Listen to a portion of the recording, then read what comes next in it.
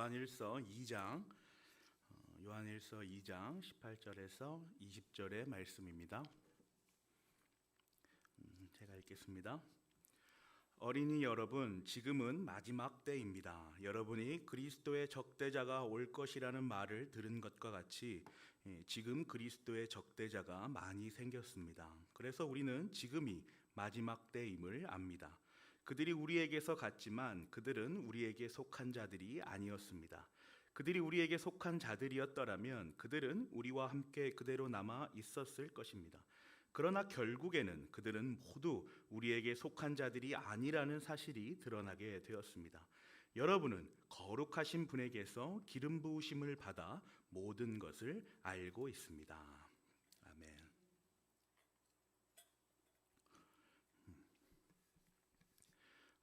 예전에 되게 즐겨 보던 미국 드라마가 하나 있었습니다. 북유럽 노르만 민족의 역사를 다룬 드라마였는데요. 제목이 바이킹이라는 드라마입니다. 한때 전 유럽을 벌벌 떨게 만들었던 바이킹, 저 배 보이시죠? 딱 용의 머리를 저렇게 딱 달고서 다 침략을 하고 영국과 프랑스와 그 강대국들을 다 어렵게 만들었던 그 바이킹. 이 무국 드라마는 이 노르만 바이킹이 전 유럽을 떠돌아다니고 그렇게 약탈을 하면서 또 그들이 꼭 이렇게 침략을 하면서 먹고 살아야 할 수밖에 없었던 나름대로의 정치적 정당성, 그리고 그들의 삶의 철학을 잘 보여줍니다. 아주 재미있게 봤던 기억이 있습니다. 그런데 이 바이킹이라는 민족이 이렇게 어쩌면 잔인하고 아주 힘든 그렇게 삶을 살았는데, 이들이 되게 쫓고 하고 싶어 하는 것들이 통일된 것이 있습니다. 그게 뭐냐면요, 이름이 발할라라는 거예요. 발할라라는 건데, 그 이름이 이게 무슨 말이냐면 바이킹들이 말하는 천국이에요. 바이킹들은, 이 민족들은 자기네 삶을 살면서 발할라로 내가 갈 수만 있다면 얼마나 좋을까, 발할라 막 이러면서 그곳을 염원하거든요. 그곳에 꼭 가고 싶어 합니다. 그게 어떤 곳이냐면 위대한 전쟁의 영웅들이 모여서 성대한 잔치를 하는 곳이에요. 그러니까 이전에 선조들이, 그 조상들이 계속 노략질을 하고 침략을 하면서 살지 않았겠어요? 그러면서 전쟁 중에 많이 죽었겠죠. 그러면 이 전쟁 중에 이 전쟁 영웅들, 전쟁에 참가한 이 사람들이 다 모여가지고 한 자리에서 잔치를 벌이며 축제를 여는 그러한 곳이 바로 발할라라는 곳입니다. 그래서 이들은 어떻게 해서든 이 발할라로 들어가는 것이 최고의 영광이자 목표인 거예요. 그래서 전투를 시작할 때면 모두가 기합을 외치러 갑니다. 가자 발할라로, 이러면서 전투장으로 뛰어듭니다. 자신들의 삶을 통해서, 그 자신들이 행하는 여러 전쟁들을 통해서 이 발할라에 들어갈 수 있는 자격을 갖추는 것이 이들의 삶의 목표이자 목적이고 이들의 철학입니다. 그렇다면 이 발할라는 이들이 어떻게 들어갈까요? 이 발할라에 들어갈 수 있는 단 하나의 유일한 조건이 있습니다. 그것은 전쟁 중에 죽어야 합니다. 전쟁 중에 죽어야만이 바로 이 발할라로 들어가 선조들이 머물고 잔치를 하는 그 전쟁 영웅들이 함께 있는 곳에서 가는 것이죠. 우리로 치면 막 이순신 장군과 같이 잔치를 벌이고 있는 거예요. 그죠? 살아생전에 그 어떤 선한 일을 많이 했거나, 또 깊은 심신의 수련을 했거나, 또 혹시 부지중에 병에 걸려서 죽는 경우, 이런 경우는 발할라에 들어가지 못합니다. 이 바이킹들에게는 모두 불명예스러운 죽음일 뿐이죠. 참 전쟁꾼들답지 않습니까? 반드시 전쟁 중에 죽어야 영광스럽게 명예로운 죽음과 함께 전쟁 영웅 성도들과 함께 그 발할라로 갈 수가 있습니다. 그래서 이들은 전쟁이 두렵지 않고 전쟁 중에 죽는 그 죽음이 무섭지가 않는 것이죠. 참 다른 나라의 삶이지만 재미있지 않습니까? 우리가 사는 세상에는 이렇게 토속신앙 같은 것들이 아주 많이 있어요. 또 이런 토속신앙들이 정교한 체계를 갖추어서 종교라는 이름으로 우리에게 드러나 있죠. 불교라든지 힌두교라든지 여러 종교들이, 우리가 알고 있는 종교들이 있지 않습니까? 이 종교들의 내세관을 한번 살펴보면 여러분 어떨까요? 우리 중고등부 친구들은 이제 10월 말부터 이 세상에 존재하는 주요 종교들에 대해서 공부할 예정입니다. 이렇게나 많은 종교들과 기독교가 과연 정말 다른가? 그 구분이 가능한가? 또 이독 기독교만이 배타적이고 타협 불가능한 지위를 계속해서 고수하고 있는데 그건 과연 정당한 것인가? 그 이유들을 이제 말씀 속에서 찾아 공부를 할 것이죠. 오늘 우리가 말씀을 통해서 요한일서를 통해서 나눌 말씀도 그중 하나입니다. 이 세상에 존재하는 모든 종교들과 토속 신앙들 그리고 이들과 기독교가 가지는 차이가 뭘까요, 여러분? 쉽게 말해서 발할라와 하나님 나라의 차이가 뭘까요, 여러분? 바로 내세로 들어가는 그 문을 누가 정하느냐입니다. 보세요. 발할라 전중에 죽어야 발할라라는 것은 전쟁 중에 죽어야 들어갈 수 있는 것 아니겠어요? 그러니까 어떻게든 전쟁 중에 죽으려고 그렇게 열심을 다하지 않겠습니까? 그 드라마의 한 장면이 기억이 납니다. 바로 직전의 전쟁으로 팔을 완전히 잃어버린 병사가 있어요. 이 전 병사가 더 이상 힘을 쓸 수도 없고 출혈도 이제 너무 심해서 죽기만을 바라보고 있는 가운데 동료들은 이 전쟁 용사를 살리려고 치료를 하고 갖은 애를 씁니다. 그러다가 갑자기 이 용사가 벌떡 일어나서 적진을 향해 돌격합니다. 그리고 매복해 있던 적군의 위치를 찾아내고 바로 적군에 의해서 죽고 말죠. 그런데 이 죽으면서 이 외치는 이 용사의 이 병사의 소리는 이제 나는 비로소 발할라로 들어갈 수 있게 되었다라고 죽은 것이죠. 치료 중에 있고 팔이 잘려서 죽었다면 들어갈 수 없는 발할라를 이제 나는 전쟁 중에 내가 죽게 되어서 갈 수 있게 되었다 이렇게 말하는 것이죠. 불교와 힌두교도 마찬가지입니다. 현세의 삶이 지금 우리의 삶이 내세의 삶을 결정합니다. 현세에 얼마나 의롭고 선하게 살아서 그 업이라고 하잖아요. 그 업을 얼마나 열심히 충실히 쌓아냈느냐에 따라서 그들이 말하는 윤회, 돌고 도는 윤회를 통해 다시 사람으로 태어날지 아니면 다른 것으로 태어날지를 결정되지 않습니까? 세상의 모든 종교는 이렇게 현세가 내세를 결정합니다. 그러니까 지금 우리의 모습이 나의 미래와 죽음 이후의 모습을 결정짓는 것이죠. 근데 여러분 생각해 보시면 어때요? 참 맞는 말이에요. 지금 우리가 어떻게 하느냐에 따라서 우리의 미래가 결정된다는 것은 우리 인간의 이성과 합리성에 너무나도 부합하는 말입니다. 내가 열심히 살면 더 좋은 결과가 있을 것이고 지금 좀 안일하게 살고 나태하게 살면 그렇지 않은 삶이 올 것 아니겠어요? 지금을 사는 우리의 현세에 이보다 더 정확하고 명확한 말이 어디 있겠습니까? 이 불교, 힌두교 이 모든 토속 신앙들이 맞는 말을 하고 있는 겁니다. 또 이러한 예를 바탕으로 내세를 이어가는 것, 그렇게 확장해서 이해한다는 것도 얼마나 합리적입니까? 그렇죠. 그런데 기독교는 이 내세에 관하여 이렇게 말하고 있지 않아요. 이게 아주 독특한 속성입니다. 특징이죠. 기독교는 영원 전에 하나님께서 작정이라는 아주 의지적인 행위를 하셨다라고 그렇게 말합니다. 그리고 그 절대 불변하는 작정으로 인하여 이 모든 우주와 우리 인간이 그 의도적인 예정을 이루어가며 지금 현세를 살아간다라고 말하는 유일한 곳이에요. 영원전 작정을 통하여 내세에 있을 이 모든 인간의 선택과 유기를 그렇게 예정하여 놓으신 것이죠. 따라서 기독교에서 내세는 현세에 달려 있지 않습니다. 그 내세는 내세를 주관하는 절대적 주권을 가지신 하나님께 달려 있는 거예요. 그래서 현세는 그럼 무엇이냐? 반드시 경험할 수 없는 그 내세의 일들을 현세에서 어떻게 누리며 살 것인가에 대한 훈련장이자 실전의 현장인 거예요. 하나님께서 우리의 앞날을 다 정하여 놓으신 겁니다. 그걸 우리가 어떻게 이해하고 어떻게 이 세상에서 풀어내어 살 것인지는 이제 우리의 과제인 것이죠. 우리 청년들과는 오스기니스 목사님의 소명이라는 책을 계속해서 읽고 있어요. 이 두꺼운 책에서 지속적으로 말하고 있는 소명이란 무엇인가에 대한 건 우리가 우리의 삶의 목표와 방향을 정하고 설정하는 그런 성격이 소명이 아니다입니다. 소명은 우리가 결정하고 우리가 정하고 우리가 도전하고 다짐하는 그런 것이 아니라는 거예요. 소명은 하나님께서 우리를 향하여 정하여 놓으신 그 길을 찾아가는 거라는 거죠. 우리가 찾아가야 된다는 겁니다. 하나님 앞에 기도하고 그 말씀 가운데 하나님의 존재와 그 사역을 깊이 생각하며 내가 이 길을 가는 것이 맞는가를 계속해서 두드리고 다져가는 거라는 거예요. 그런 의미에서 기독교인들은 모두가 사실 구도자입니다. 길을 찾아가는 거죠.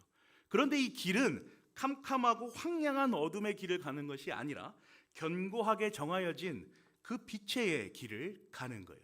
정하여지고 그 밝은 그 빛을 은혜로 우리가 한 걸음 한 걸음 찾아가는 겁니다. 소명을 찾아가는 데 있어서 하나님의 존재를 끊임없이 묵상하라가 소위 이 책의 주제인 것이죠. 하나님께서 전적으로 주도권을 가지신 채로 로마 카톨릭은 이게 안 되는 거예요. 우리는 전적으로 하나님께서 주도권을 가지신 채로 하나님께서 우리를 인도해 나가신다라고 말하지만 로마 카톨릭은 그건 맞는데 그런데 조금은 약간은 우리에게도 여지가 있잖아. 이 얘기를 하는 게 이제 로마 카톨릭인 것이죠. 그래서 이 전적으로라는 단어는 그런 의미에서 되게 중요합니다. 하나님께서 전적으로 완전히 우리의 삶을 정하셨고 우리의 삶을 이끌어 가십니다. 그 주도권을 당신의 기쁘시고 선하신 뜻에 따라 정하신 대로 우리를 이끌어 가시는 거예요.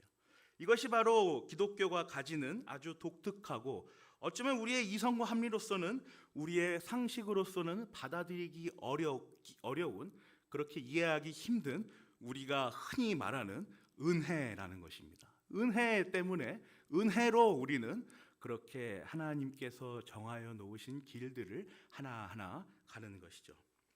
초월적인 하나님의 자비와 사랑과 긍휼이 우리에게 은혜로 내려지는 것입니다. 전적인 하나님의 주권이며 하나님의 일하심입니다. 오늘 본문은 아주 무거운 말씀이죠. 18절부터 마지막 때를 언급하고 있습니다. 어린이 여러분, 지금은 마지막 때입니다. 여러분이 그리스도의 적대자가 올 것이라는 말을 들은 것 같이 지금 그리스도의 적대자가 많이 생겼습니다. 그래서 우리는 지금이 마지막 때임을 압니다. 18절 말씀이에요. 어린이 여러분, 사도 요한이 지금 이 말을 하고 있는 대상은 어린이 여러분이에요. 여러 가지 의미로 우리가 이해될 수 있죠. 12절, 14절에서 묵상했던 방식으로는 어떤 방식입니까? 어린이 여러분 이러면 성화의 단계로서 아주 초신자라고 그때 말씀드렸죠. 그렇게 된다면 이 말씀은 초신자들을 향한 말씀인 거예요. 그런데 또 다른 방식으로도 우리가 이해해 볼 수도 있습니다. 정말로 어린이들에게 말씀하는 것일 수도 있어요. 이렇게 이해가 된다면 앞으로 살아갈 날이 창창한 어린이들에게 마지막 때를 교훈하여 주면서 종말에 대한 인식을 시켜주는 것이다 라고 우리가 이해해 볼 수 있는 것이죠. 초신자와 어린아이들에게 종말을 교훈한다라는 것은 어떤 의도일까요? 때를 얻든지 못 얻든지 늘 언제나 마지막 때를 묵상하라라는 것이겠죠. 현대사회를 살아가는 또 살아가야 하는 우리 사랑하는 어린이들과 이제 막 교회에 들어와 하나님의 말씀을 듣고 있는 초신자에게 분명한 종말에 대한 이해는 필요합니다. 우리가 종국에 어떻게 되리라는 지향, 그 정향, 바른 방향을 보여줄 수 있기 때문이죠. 하나님의 영혼의 관점에서 감히 상상할 수조차 없는 긴 시간 속에 우리는 어느 중간 지점에 있는 거예요. 하나님께서 태초에 천지를 창조하시고 마지막 때에 예수 그리스도께서 오시는 그 사이 어딘가에 우리는 살고 있는 겁니다. 그 사이에 사는 존재로서 우리는 특별히 우리 성도는 그 마지막 반드시 올 정향인 하나님 나라를 바라봐야 합니다. 이 시선이 아주 중요하죠. 그래서 오늘 본문에 기록된 마지막 때는 우리가 잘 아는 말씀인 사복음서에도 기록되어 있어요. 마태복음에 기록되어 있죠. 마태복음 24장 한번 볼게요. 마태복음 24장 3절에서 13절의 말씀입니다. 예수께서 올리브산에 앉아 계실 때에 제자들이 따로 그에게 다가와서 말하였다. 이런 일들이 언제 일어나겠습니까? 선생님께서 다시 오시는 때와 세상 끝날에는 어떤 징조가 있겠습니까? 우리에게 말씀해 주십시오. 예수께서 그들에게 말씀하셨다. 누구에게도 속지 않도록 조심하라. 많은 사람이 내 이름으로 와서 말하기를 내가 그리스도이다 하면서 많은 사람을 속일 것이다. 또 너희는 여기저기서 전쟁이 일어날 소식과 전쟁이 일어날 소문을 들을 것이다. 그러나 너희는 당황하지 않도록 주의하라. 이런 일이 반드시 일어나야 한다. 그러나 아직 끝은 아니다. 민족이 민족을 거슬러 일어나고 나라가 나라를 거슬러 일어날 것이며 여기저기서 기근과 지진이 있을 것이다. 그러나 이런 모든 일은 진통의 시작이다. 그때에 사람들이 너희를 환난에 넘겨줄 것이며 너희를 죽일 것이다. 또 너희는 내 이름 때문에 모든 민족에게 미움을 받을 것이다. 또 많은 사람이 걸려져 넘어질 것이요 서로 넘겨주고 서로 미워할 것이다. 또 거짓 예언자들이 많이 일어나서 많은 사람을 흘릴 것이다. 그리고 불법이 성하여 많은 사람의 사랑이 식을 것이다. 그러나 끝까지 견디는 사람은 구원을 얻을 것이다. 마태복음 24장에 기록된 예수 그리스도께서 말씀하신 다시 오는 때 세상 끝날에 관한 예수님의 말씀은 예수 그리스도께서 다시 오시는 역사의 현장 가운데 일어날 상황들을 잘 이렇게 설명해 주신 것입니다. 예수님이 일어날 일들이 이런 일들이야 라고 그 시간 속에서 일어날 일을 설명해 주신 것이죠. 그래서 정말로 마지막 때가 오면 이런 일들이 일어나 혼란과 환난 가운데 있을 것이다 라는 예언의 말씀입니다. 그런데 오늘 본문에 기록된 마지막 때는 그 속성이 조금 다릅니다. 보세요. 어린이 여러분, 지금은 마지막 때입니다. 여러분이 그리스도의 적대자가 올 것이라는 말을 들은 것 같이 지금 그리스도의 적대자가 많이 생겼습니다. 그래서 우리는 지금이 마지막 때임을 압니다. 마지막 때임을 아는 기준이 무엇입니까? 본문을 보면 마태복음 말씀처럼 마지막 날에 일어날 상황에 맞추어서 기록되어 있지 않습니다. 바로 그리스도의 적대자가 있다라는 것에 맞춰져 있습니다. 지금 그리스도의 적대자가 많이 생겼습니다. 그래서 우리는 지금이 마지막 때임을 압니다. 이렇게 말하고 있는 것이죠. 또 여러분이 그리스도의 적대자가 올 것이라는 말을 들은 것과 같이 이렇게 또 말하고 있지 않습니까? 그러니까 더 넓게 말하면 이 요한 1서에서 말하는 마지막 때는 하나님을 대적하고 그리스도를 대적하는 자가 있는 시대라면 바로 그때가 바로 마지막 때다라는 것을 교훈하여 주고 있습니다. 그래서 사도 요한이 이 글을 쓴 시대도 마지막 때고요. 우리가 지금 이 말씀을 읽고 묵상하는 지금도 마지막 때입니다. 하나님, 예수 그리스도를 부인하고 대적하는 자들이 너무 많은 것이죠.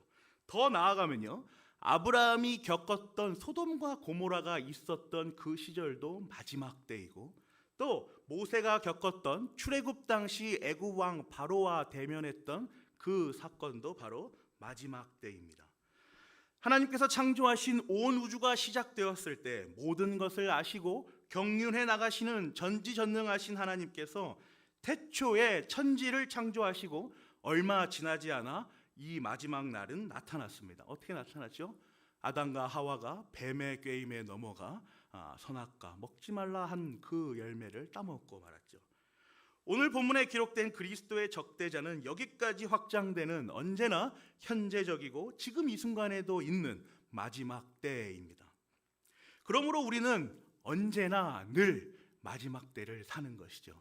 언제나 우리의 삶에는 마지막 때가 있는 것입니다. 하나님을 대적하고 그리스도를 부인하는 자들이 늘 사방에 있기 때문이죠. 그래서 마태복음과 요한일서의 마지막 때를 정리하면 이 표와 같습니다.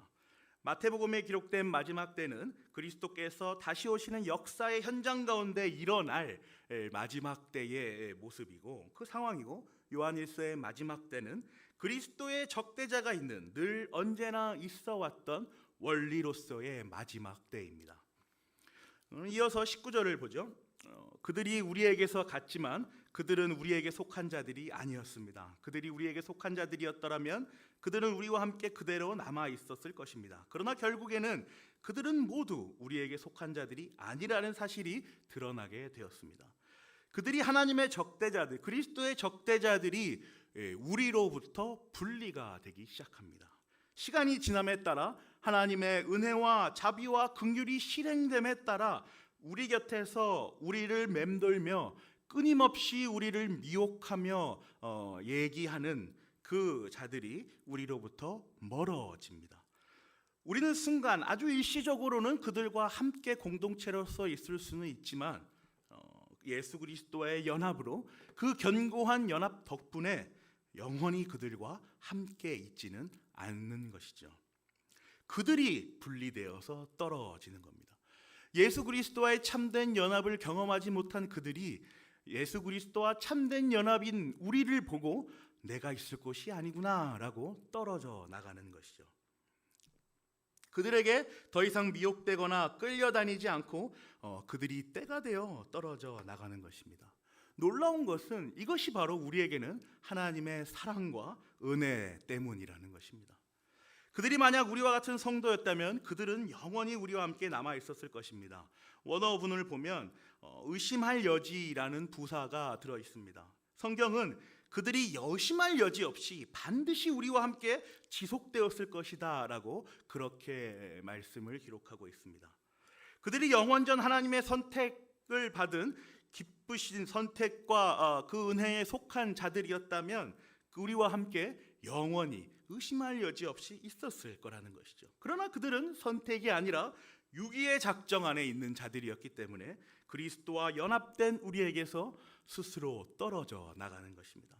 우리가 이들을 몰아내고 이겨내고 떨어뜨리는 것이 아닙니다.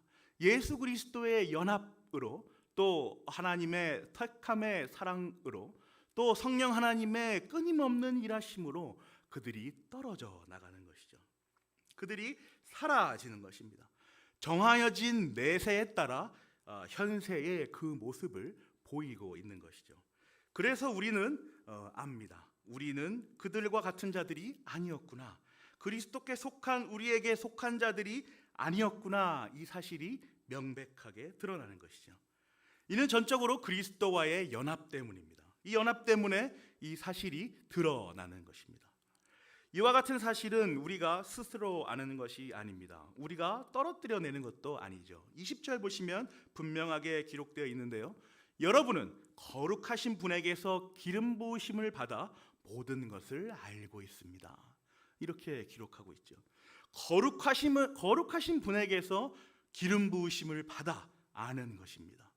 근원적인 존재로부터 부여된 신분의 변화를 통하여 우리가 아는 것이죠. 죄인에서 의인이라 여겨지는 것을 경험하며 우리가 아는 것입니다. 우리 스스로는 절대로 알 수가 없습니다. 그러므로 이 모든 일의 주도권은 하나님께 있는 것이죠. 우리가 아는 모든 것들은 하나님께서 우리를 자녀 삼아 주셨다라는 그 선택과 그 칭의로 인하여 그 사실로부터 나오는 것입니다. 그렇다면 20절에 기록된 기름 부으심을 받았다라는 것을 우리는 어떻게 좀 더 이해해 볼 수 있을까요? 출애굽기로 가보겠습니다. 출애굽기 40장 12절에서 15절의 말씀입니다. 너는 아론과 그의 아들들을 회막 어기로 데려다가 목욕을 하게 하여라. 그리고 너는 아론에게 거룩한 옷을 입게 하고 그에게 기름을 붓고 그를 거룩하게 구별하여 제사장으로서 나를 섬기게 하여라. 그의 아들들을 데려다가 그들에게 속옷을 입혀라. 그리고 네가 그들의 아버지에게 기름을 부은 것과 같이 그들에게 기름을 부어라. 그러면 그들이 나를 섬기는 제사장이 될 것이다. 그들은 기름 부음을 받음으로써 대대로 영원히 제사장직을 맡게 된다. 생각해 보면요, 시간 안에 있는 현세에 사는 어떤 사람이 이 내세에 존재하는 영원의 삶의 영원의 시간에 우리가 알 수 없는 그 시간 속에 사는 하나님께 예배를 드린다라는 것은 말도 안 되는 불가능한 일입니다. 어떻게 할 수 있겠어요? 상상도 할 수 없는 그 일을 어떻게 교제할 수 있으며 어떻게 예배 드릴 수 있고 그들과 그 하나님과 어떻게 이야기 나눌 수 있겠습니까? 오히려 토속 신앙이나 기독교가 아닌 다른 종교들이 말하고 있는 것처럼 현세의 일이 내세의 일을 결정짓기 때문에 현세가 가치 있고 의미 있게 살아야 한다 말하는 것이 더 설득력이 있어 보입니다. 또는 현세의 복을 위하여 잘 알지도 못하는 내세에 존재하는 어떤 신에게 현세의 복을 위한 제물을 바치거나 주술 행위를 하는 것도 상식적으로는 이해가 가는 겁니다. 그럴 수 있지라고 이해할 수 있는 것이죠. 또 이를 위하여 동물이나 각종 생물들에게 인위적으로 영적인 권위를 부여하여 자신이 부여한 그 원의에 굴복하는 인간의 정신을, 그 나약함을 우리 그대로 보여주고 있는 것이죠. 대표적으로는 뭐가 있겠습니까? 우리가 잘 알고 있는 돈이 그렇지 않겠어요? 우리의 편의를 위하여 우리가 부여한 물질적인 권위에 우리가 또 다른 많은 사람들이 그렇게 매여 살고 있지 않습니까? 소위 돈신을 섬기고 있지 않습니까?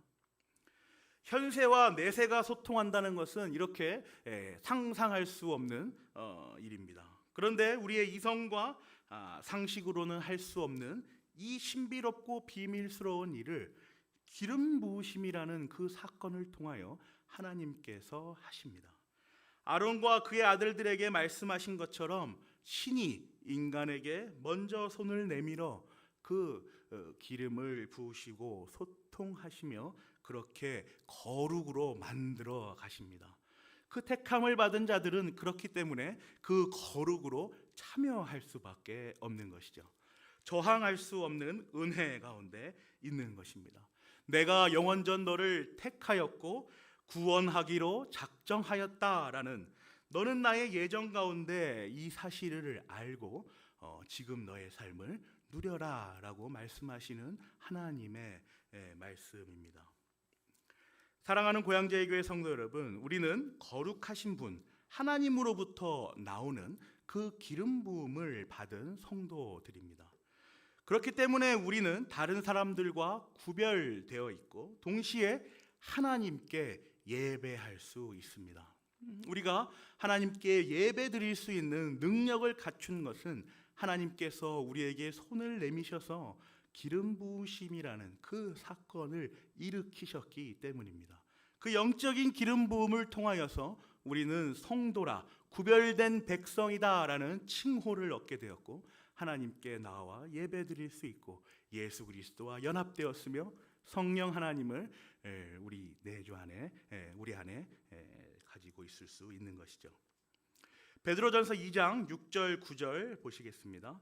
성경에 이런 말씀이 있습니다. 보아라, 내가 골라낸 귀한 모퉁이돌 하나를 시온에 둔다. 그를 믿는 사람은 결코 부끄러움을 당하지 않을 것이다.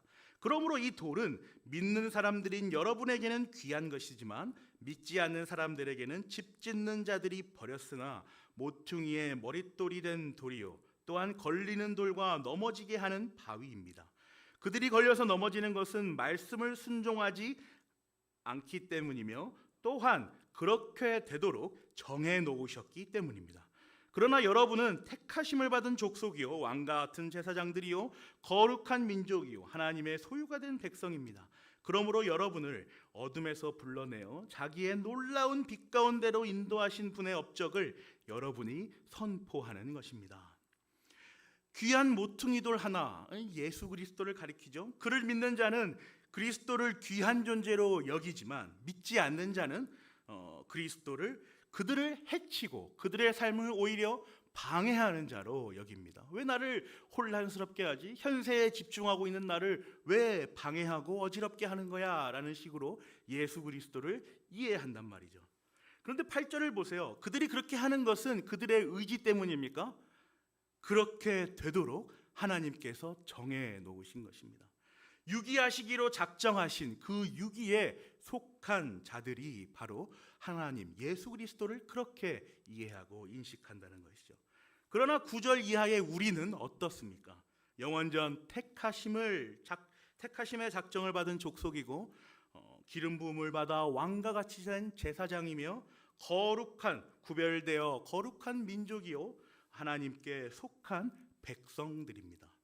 그렇기 때문에 우리는 우리에게서 떨어져 나간 사람들을 보고 하나님의 일하심이 더욱 명백하여질 때에 하나님의 사역을, 그 업적을 선포할 수 있으며 또 선포해야 하는 것입니다. 따라서 내세에 일어날 모든 일들을 주관하시며 예정하여 놓으신 영원하신 하나님께서는 우리를 견고하게 성도로 세우실 것이고 끝까지 견디고 인내하도록 인도하실 것입니다. 비록 잠시 동안 하나님을 어떠한 어려움 가운데 있고 어렵다 멀리하고 지낼지라도 하나님께서는 우리의 영혼들을 반드시 말씀 앞에 다시 세우실 것이며 다시 거룩한 백성으로서 우리를 하나하나 거룩으로 만들어 가실 것입니다. 그것이 하나님께서 영원전 작정하신 선택과 유기에 우리에게는 선택의 은혜입니다. 숱한 대적자들을 떠나보내면서 이 사실은 우리의 시간 안에서 점점 더 명백하게 드러날 것입니다. 지금 여러 학계에서도 계속해서 이런 일반 계시들을 열심히 연구하고 좋은 결과물들을 발표해내고 있는데 이 모든 것들을 통하여서 또 우리의 말씀 선포와 이 말씀을 묵상하는 일들을 통하여서 하나님의 그 예정 가운데 있는 하나님의 나라는 점점 더 완성될 것입니다. 그러므로 우리는 하나님께서 부여하신 그 은혜의 기름으로 말미암아 거룩하게 구별된 예배자로서 하나님께 예배하며 늘 언제나 있어 오는 그 마지막 때를 바라보시기를 간절히 기도합니다. 기도하겠습니다.